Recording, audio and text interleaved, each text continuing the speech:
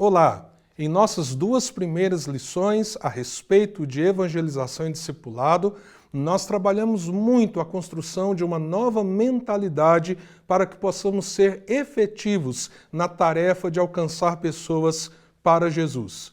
Eu quero agora pensar em algumas coisas práticas com você. Nós havíamos visto o poder da amizade, do relacionamento, do amor cristão como uma grande ponte na nossa relação com a evangelização e a conexão com pessoas. Agora eu quero incluir uma outra palavra muito importante se nós desejamos ser efetivos nessa tarefa: intencionalidade. O que eu quero dizer com intencionalidade?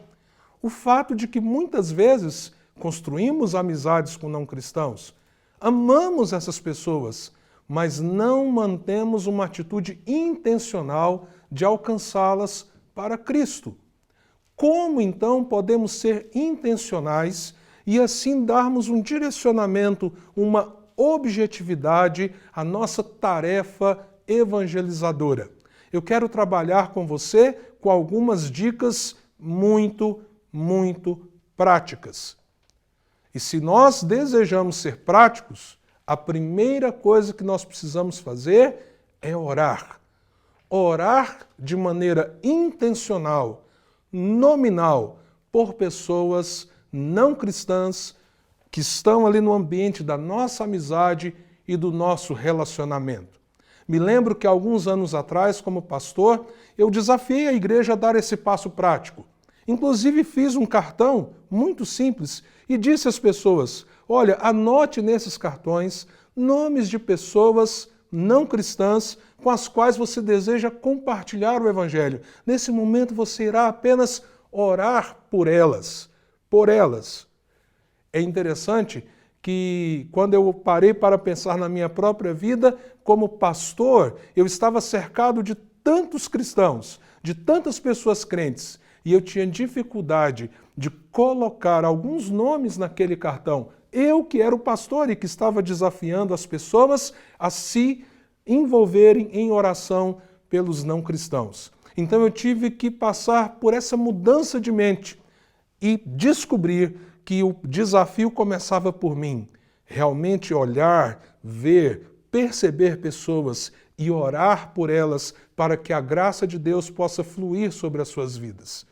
Aquilo me desafiou a então me conectar, a perceber pessoas. E logo, ali perto da igreja, num posto onde eu estava sempre abastecendo, eu observei uma pessoa, um amigo, uma pessoa que depois se tornou de um relacionamento muito próximo, com o qual eu tenho um grande carinho e afeto, mas naquele momento eu fiz um compromisso na minha mente. Eu só vou abastecer nesse posto, porque eu vou começar a orar por esse cara e eu vou começar a alcançar o coração dele.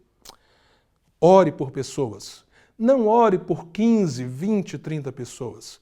Ore por um número de pessoas as quais você terá possibilidade de alcançá-las.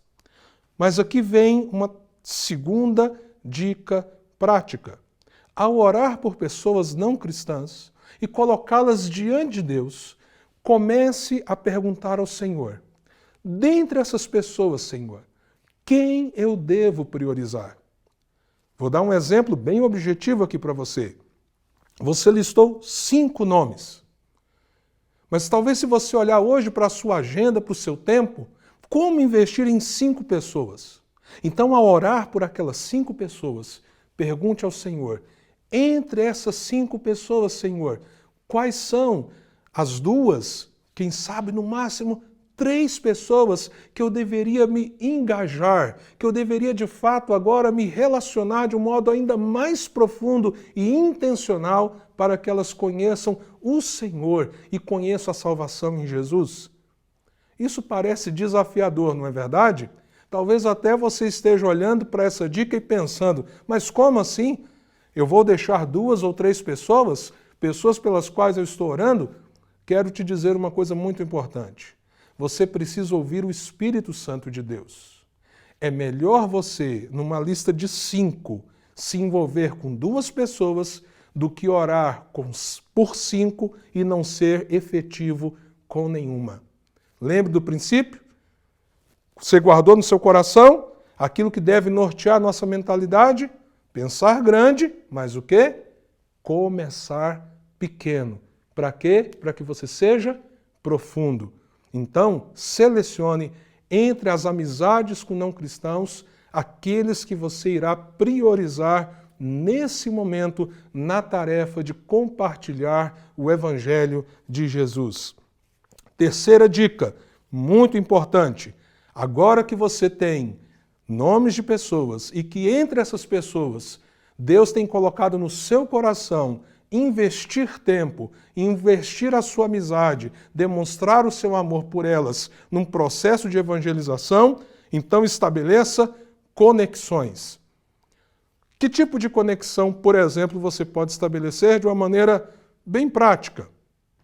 Você pode, assim que possível, por exemplo, tirar um tempo para uma boa refeição em família, chamando essa pessoa para estar junto.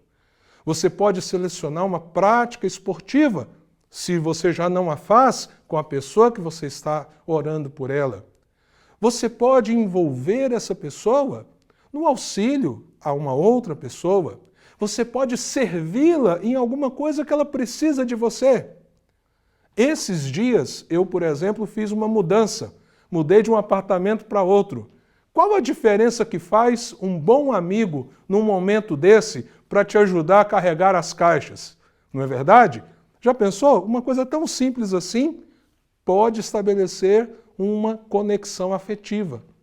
E com isso, então, abre-se um espaço para se compartilhar o coração e compartilhar a própria vida. Então, quais são esses primeiros princípios com os quais nós podemos trabalhar? Dicas práticas para evangelização, oração, seleção, conexão. Mas você pode ir além. Você pode, nos ambientes de conexão, propor à pessoa: você gostaria de termos encontros para conversarmos sobre as coisas de Deus ou sobre espiritualidade? Não é para falar sobre igreja. Não é para falar sobre religião, não é para falar sobre preferências políticas. Encontros para compartilhar o coração, a vida, as lutas, as vitórias, celebrar as coisas boas, mas também compartilhar as coisas difíceis. Encontros vivos, orgânicos. Mas talvez você se pergunte, mas como assim, Jean? Você conhece uma boa padaria? Um lugar gostoso para se tomar um café? Ou aquele restaurante, lá na minha região tem muito restaurante por quilo, aquele restaurante por quilo, barato, mas da comida gostosa e um ambiente tranquilo, que num almoço pode rolar um bom bate-papo, uma conversa agradável, conectando o coração um com o outro. Se você conhece esse tipo de ambiente, você deve estar entendendo o tipo de encontro que eu estou falando. Não é um encontro regado a uma prática litúrgica, diríamos assim, mas um encontro regado ao diálogo, à conexão, mas voltamos na palavra-chave que deve nortear tudo isso, com a intencionalidade de se compartilhar princípios de fé. Então, você pode ter uma ação em oração, você deve ter um processo de seleção, você deve estabelecer conexão e propor alguns encontros em que vocês possam, de fato, estar falando sobre as questões da espiritualidade, da fé e acerca de Jesus. Eu gosto de indicar às pessoas alguma literatura. Por exemplo, vamos dizer que você orou por alguém, você selecionou essa pessoa para que você traga ela mais próxima para o seu convívio. Agora, então, você estabeleceu conexões. Uma dica preciosa é, agora presenteie essa pessoa com uma boa literatura cristã, uma literatura evangelizadora. Eu, por exemplo, utilizo lá na minha igreja esse conteúdo que nós mesmos criamos, chamado Encontros para uma Nova Vida. Existem outros bons livros. E qual é a dica que eu quero dar para você? Dê de presente o livro.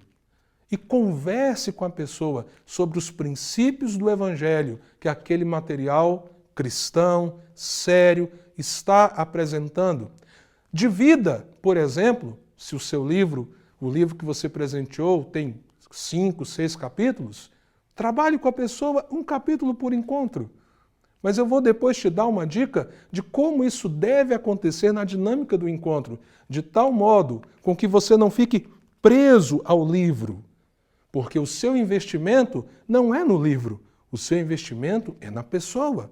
Não é para o livro que você deverá estar olhando, e nem ela, mas sim, esse é um bom pretexto para que vocês compartilhem as grandes verdades do Evangelho e possam, assim, edificar o coração um do outro.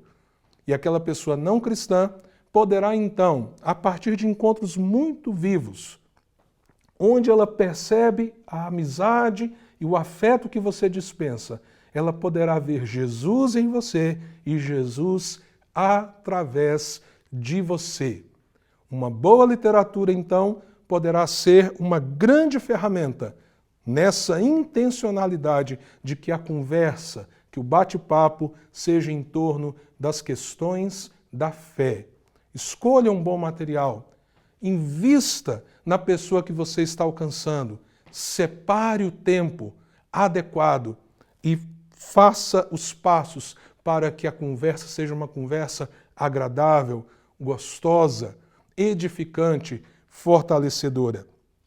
Voltando ao rapaz pelo qual eu comecei a orar, gerente daquele posto de gasolina. Eu então comecei a orar por ele, descobri que o nome dele era Brás. E comecei a investir nesse relacionamento. Um dia resolvi então ser um pouquinho mais audacioso. Observando o Brás, eu vi que ele estava muito agitado. Era um dia difícil, problemas graves acontecendo naquele posto de gasolina. E eu resolvi fazer uma coisa muito simples. Cheguei nele e falei assim: Brás, eu posso fazer uma oração por você? Olha que coisa simples. Eu vejo, Brás, que você está muito angustiado. Posso orar por você? Ele era um homem muito místico naquela época. Inclusive, toda sexta-feira ele calçava branco, dos pés até a cabeça, diríamos assim. E ele falou assim: não, pode fazer a oração.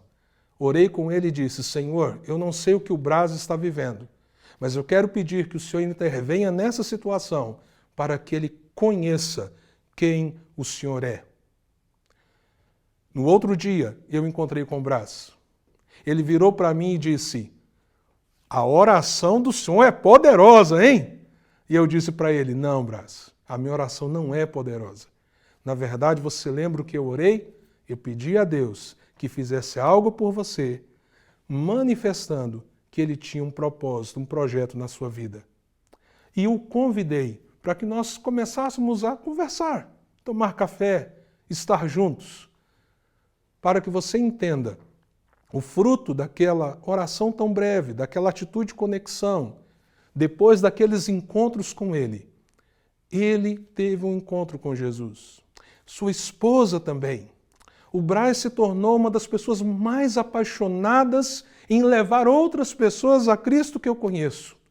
Se tornou um diácono dinâmico, fervoroso e comprometido com a igreja. E teve a sua vida transformada pelo vinho novo do Evangelho. O que pode acontecer quando nós começarmos a orar, pedir ao Espírito Santo que selecione pessoas para que nós possamos investir, quando nós nos conectarmos através do amor e da amizade com essas pessoas, quando tivermos encontros intencionais onde ouvimos o coração e quando a gente fizer isso banhado a uma boa literatura de suporte que irá nos ajudar a focar no Evangelho e na Palavra de Deus. Você tem ideia do poder que isso poderá ter na transformação de vidas? Vão aí suas 2 perguntinhas ao final desse nosso terceiro encontro. Anote aí. Por quais pessoas do seu círculo de amizade você deve começar a orar? Literalmente, escreva o nome dessas pessoas. Segundo, na sua visão, como será possível avançar na seleção e conexão com algumas dessas pessoas? Seja intencional. porque Deus quer usar o seu amor e a sua amizade para alcançar a vida de pessoas muito especiais. Estou esperando você para o nosso quarto encontro, onde nós vamos aprofundar sobre o poder desse encontro que você poderá fazer de modo intencional com as pessoas que você deseja alcançar. Até lá!